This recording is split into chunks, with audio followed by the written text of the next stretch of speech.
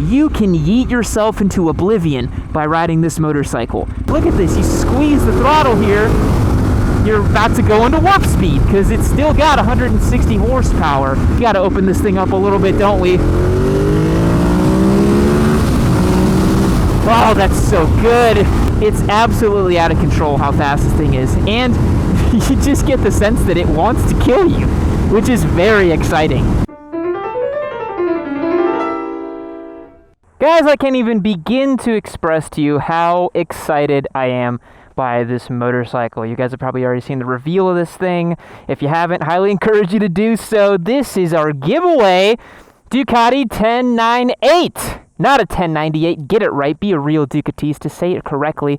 This is our new modern classic. Yes, we are stretching the definition of modern classic here, almost making it a wild card giveaway, but I hope that by the end of today's video, you guys will get a sense for why I think this is a modern classic. As I mentioned, giveaway motorcycle, modern classic sweepstakes. Hit the link below to YammieNoobMerch.com, or you can go to merch.yammieNoob.co. That's our new domain for that.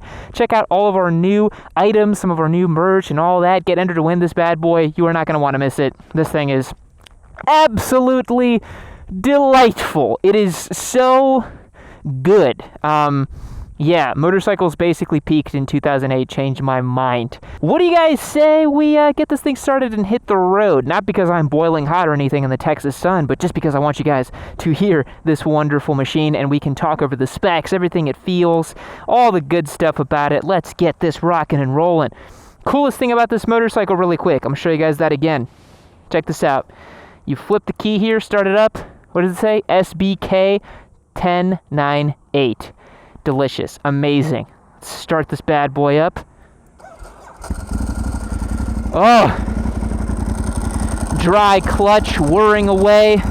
Stock exhaust, stock tail, pristine condition. 1098. I definitely want to talk to you guys about that. Let's get a sound check really quick of the Testastretta Evoluzione V-twin or L-twin engine. Woo! Woo! That's a lot of juice. Alright, let's get going. Let's talk about this bike before I boil into a nice Yammie toast. You can't boil toast, Yam. Come on, what are you talking about? Oh man, this bike's so good. Oh, this is the stuff dreams are made of. A flashy yellow Ducati, this delicious exhaust note. There's so much to say about this bike. There's so much to say, and we're about to start saying it. Alright, so this motorcycle, if you guys don't know much about Ducatis, if you don't know much about their super bikes and all that good stuff, Ducati's basically been making, honest to God, super bikes since, I don't know, the 70s or the 80s. The most recognizable ones nowadays are the Panigale, but before the Panigales and your V4s and your crazy homologation race bikes, you had these big juicy twins that they made. That's what Ducati's always been known for. The trellis frame, the big twins, all that stuff. So this bike's lineage starts, some would debate me on where it starts, but I think it starts at the Ducati 916. Beautiful, gorgeous twin-cylinder Ducati. They're honest to God super bike. Went through a couple iterations with that one, got a little bit bigger over the years, and then we went into the 999. That's this bike's predecessor. The 999, despite being a very successful racing bike in World Superbike, was god ugly. It was hideous. It had this double Cyclops look, very controversial, very polarizing, and so Ducati went back to the drawing board after their 999 for a little bit, and in 2007, they said, let's give the people what they want, a beautiful Ducati 1098. That's where this bike enters the picture in 2007. So, what are the specs on this machine? Well, a lot of you spec sheet warriors might be a little disappointed, but I'm going to show you guys today that you should not be disappointed on the specs on this bike. So, this is a 1,999cc L-twin engine, liquid-cooled, fuel injection, no carburetors. I know it's an old bike, guys, but no carburetors on this bad boy. It is ridiculously over bore, bore over stroke. It's got a massive 104 millimeter bore, big fat pistons moving very short. Makes about 160 horsepower claimed and 90 foot-pounds of torque. This is all wrapped in a trellis steel frame, kind of old school, as you guys would imagine being a 2008 motorcycle. And that's about it. There is no traction control, there is no ABS, there is no gear position indicator. You get speedometer, you get tachometer, you get mileage, and you get engine heat or engine temperature, because you're definitely going to want to be knowing what exactly the temperature your nuts are currently scorching at. Cable actuated throttle, hydraulic clutch, brakes, very nice. Top of the shelf monoblock Brembos for its day. Still has tons of delicious stopping power. This thing stops just as good as it goes, in my opinion. And the biggest sensation you get with this machine is just how raw it is, man. This has nothing to save you. You can yeet yourself into oblivion by riding this motorcycle. There's no traction control. You have 90 foot-pounds of torque on a cable-actuated throttle with nothing to save you. So it is absolutely animalistic in terms of its feel and its overall presence on the road. The seat is just hard as a rock. The handling is sublime.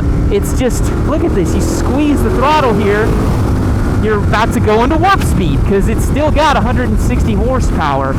And I think there's a lot to be said for this kind of mid-2000s superbike, because this is right before they got all complicated and started chasing huge power and having to manage that power, because this was still a somewhat usable superbike. I know that sounds a little crazy with 160 horsepower, but you could actually ride this thing around town, and that's due to the fact that the gears are not crazy long on this. On an R1 or an S1000RR, or even our Fireblade, as you guys have seen in our track day videos, first gear ends at 95 miles an hour. Whereas this motorcycle, even to the time, had 2 teeth bigger in the rear. So this is actually a very aggressively geared leader bike. And the gearing themselves are actually really tightly spaced, and they're not super long, which means you actually get to interact with the gearbox. And there's no quick shifter here, of course, too. So every gear, you got to grab that clutch. Well, you don't have to, right? You can clutchless shift like that, right? You can grab clutchless downshifts too, but it's always best to use the clutch, of course. So there's nothing quite like unleashing 160 horsepower and then grabbing the gear yourself and just seeing the front end shake. This thing is so fast, way too fast for public roads even, one might say. Now, going down the road here, the first thing you notice when you're on the 1098 is how hot it is, both in appearance and in actual temperature. The exhaust routes right underneath your bum, your taint, your backside. There's a reason why, not only for motorcycle geometry and overall weight balance, but also from a purely functional perspective, we do not put exhausts right underneath your tail like this anymore. It's not the smartest or wisest move to put an exhaust there, because you ride this thing around town for even an hour, and your sweet undercarriage is roasting. It is absolutely roasting like chestnuts on a fire on a warm Christmas day. It's ridiculous. But yeah, I just, the overall sensation of this motorcycle is kind of hairy, kind of scary, You get on this thing, and this is back when leader bikes truly, and I mean truly, needed to be handled by someone who knew what they were doing. So if you guys are signing up for this sweepstakes, please understand that this is not a normal leader bike. This is a raw analog mid-2000s leader bike that will absolutely just spit you up and chew you out if you're not careful. So I would highly recommend, if you are entering to win this motorcycle, please have some degree of experience riding motorcycles, because this is not a bike that a beginner should jump aboard. I'll just give you guys an impression here, right? I'm in third gear right now, pretty sure anyways. If you flick the throttle, look at that, man. the whole thing leaps forward. And the other amazing thing about this bike is that because it was built and conceived in the mid-2000s, the emissions and the fueling and the regulations on all of it were so much more lax. It was much more simple to build these kind of things. This was before Euro 5, Euro 4, all that stuff. So, my God, the fueling is damn near perfect. We got to open this thing up a little bit, don't we? Oh, that's so good. All right, let's cook it back. We're not on the racetrack. But God, I wish I was. Oh, the Ducati's so sweet. And this was back when owning a Ducati, having a Ducati Superbike, was really different than having a Japanese inline 4. The Japanese inline 4 back then, they were making aluminum twin spar frames, 4-cylinder engines. You got the K5 Gixxer from back then. It was a real animal, right? Really fast, really good motorcycle, still holds up to this day.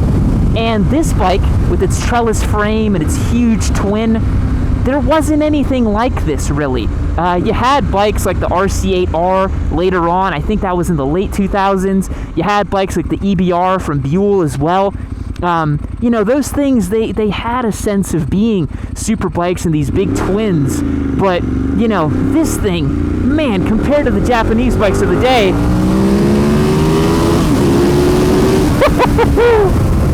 that's excellent.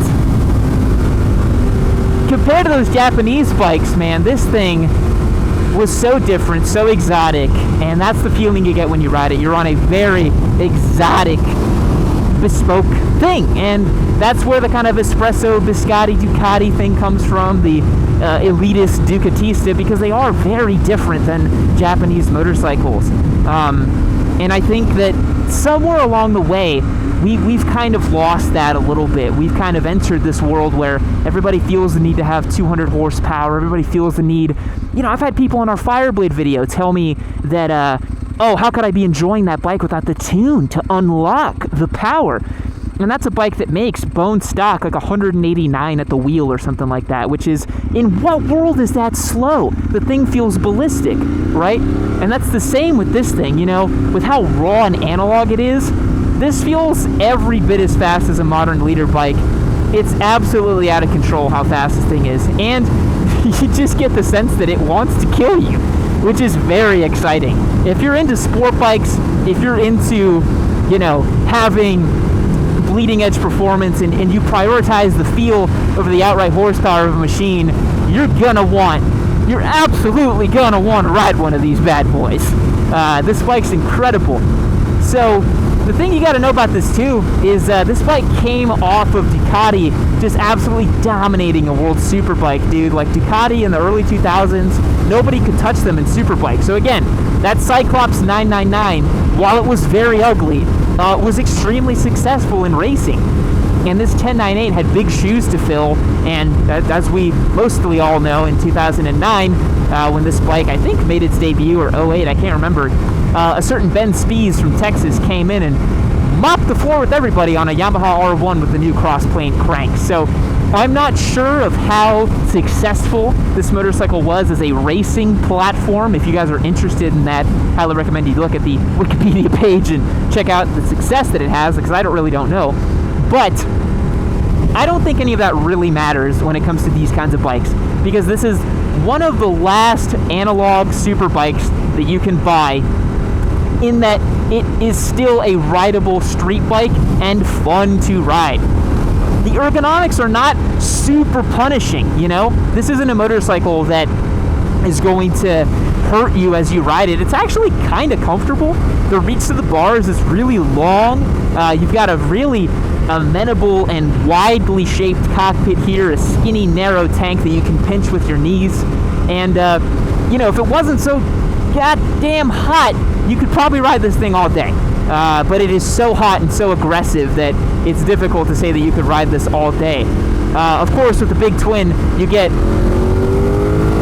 gobs of passing power in any gear you want, which is exactly what you want out of a big twin superbike. So much fun, dude. So much fun. And as I mentioned, it was geared a little more aggressively than leader bikes at the time. This thing, if you can believe it, would do a quarter mile in 9.8 seconds, according to some articles that I saw from the time.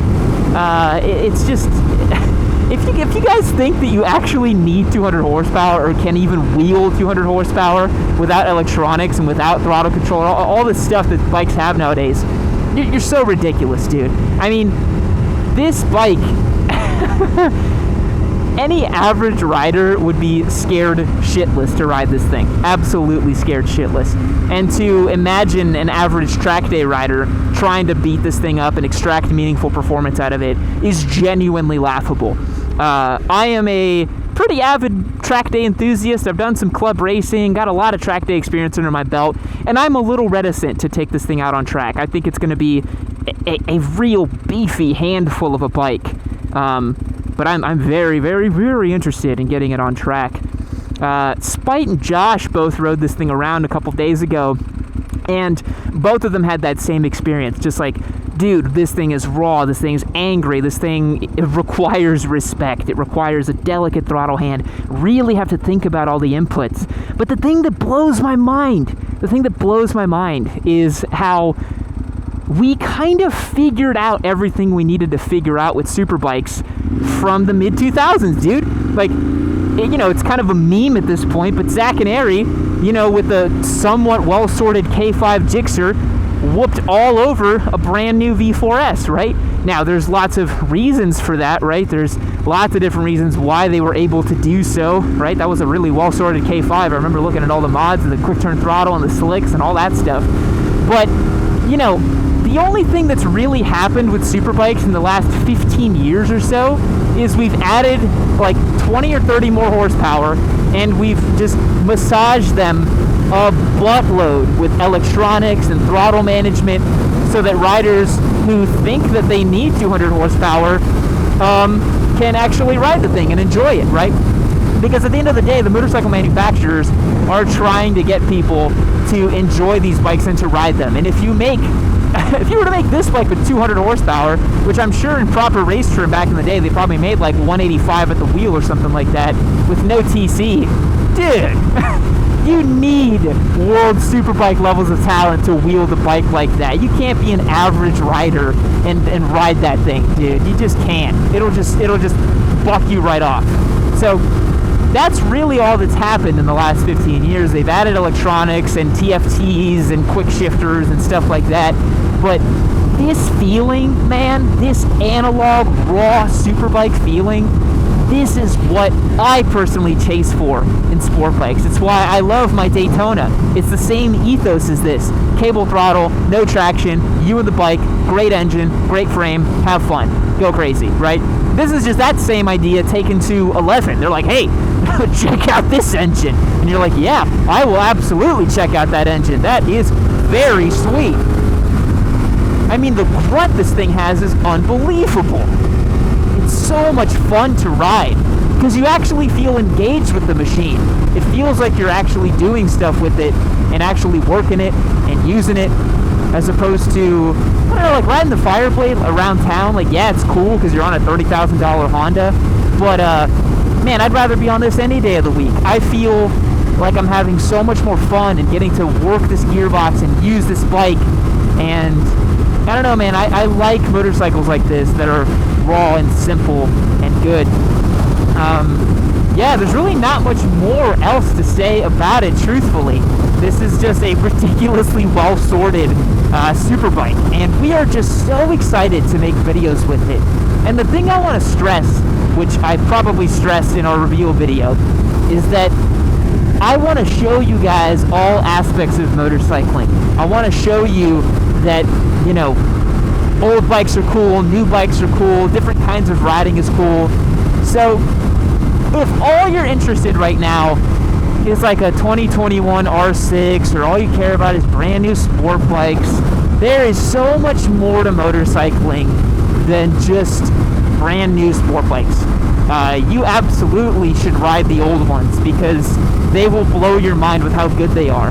I actually heard about this on a podcast that someone linked to me on the Discord, where these two motocross racers were talking about how they jumped on like a 1996 CR125, a two-stroke, and they were just blown away by how good the bike was.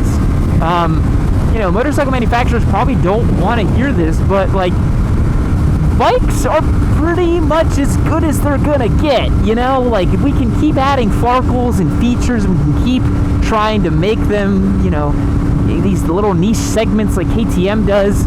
But at the end of the day, there have already been made so many motorcycles that you can go and enjoy. Like, we picked this thing up for like 10 grand, dude. Like, 10 grand gets you this, right? And I'd rather be on this than a brand new V4 any day of the week, because this feels real, this feels raw. I get to use the gearbox, I get to use my skills. I have to be skilled to ride it. You can't just be a complete noob and jump on this thing. You're gonna have a little bit of modicum of skills, as it were. This thing is just so amazing, and I'm really glad I just saw that cop in my rear view, because I was about to just gun it through this traffic, but super glad I didn't. Because yeah, you flick the wick on this thing and you're going in outer space. That's the kind of bike that it is. So with all that being said, I hope you guys enjoy the content we're going to have on this 1098. There's going to be a lot of cool stuff coming. We are super stoked about this machine. Very excited to keep making videos about it. Going to show you guys that there's a whole other side of motorcycling out there. And with all that being said, thanks for watching. Tune in for our other 1098 videos, and I'll catch you on the next one. See you later. Keep watching Yammie Noob.